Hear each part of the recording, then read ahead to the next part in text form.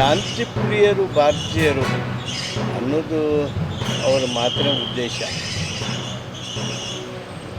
ನಮ್ಮ ದೇಶದ ಮೇಲೆ ಯಾರಾದರೂ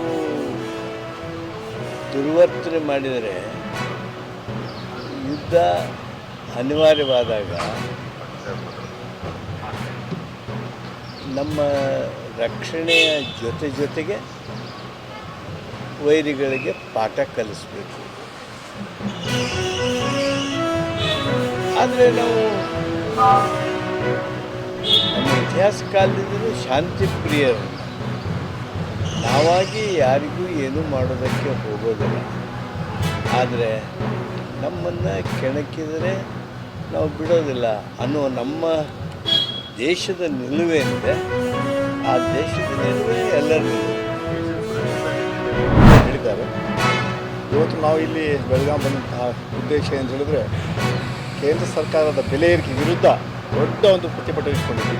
ಈಗಾಗಲೇ ಬೆಂಗಳೂರಿನಲ್ಲಿ ಕೂಡ ನಾವು ಪ್ರತಿಭಟನೆ ಮಾಡಿದ್ವಿ. ಇವತ್ತು ನಾವು ಏನು BJPಯವರು ರಾಜ್ಯಾದ್ಯಂತ ಒಂದು ರ್ಯಾಲಿ ಮಾಡಿ ಪ್ರೊಟೆಸ್ಟ್ಗಳು ಮಾಡ್ತಾರೆ ಎಲ್ಲ ಜಿಲ್ಲೆಗಳಲ್ಲಿ.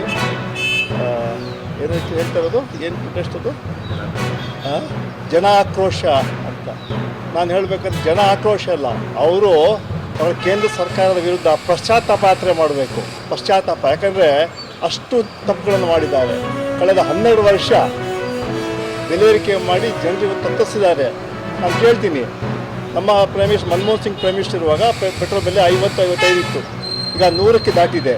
ಅದು ಕಾಂಗ್ರೆಸ್ನವ್ರು ಮಾಡಿದ್ದ. ಗ್ಯಾಸ್ ಬೆಲೆ 400 ಇತ್ತು, 1000ಕ್ಕೆ ಹೋಗಿದೆ. ಅದಕ್ಕೆ ನಾವು ಕಾರಣನ? ಇವತ್ತೆಲ್ಲ ಕೇಂದ್ರ ಸರ್ಕಾರ, ಇವತ್ತು 5 ಮಂತ್ರಿಗಳಿದ್ದಾರೆ ಕೇಂದ್ರ ಸರ್ಕಾರದಲ್ಲಿ, 19-20 MP ಗಳಿದ್ದಾರೆ. ನಾಚಿಕೆ ಆಗಬೇಕು ಅವ್ರಿಗೆ.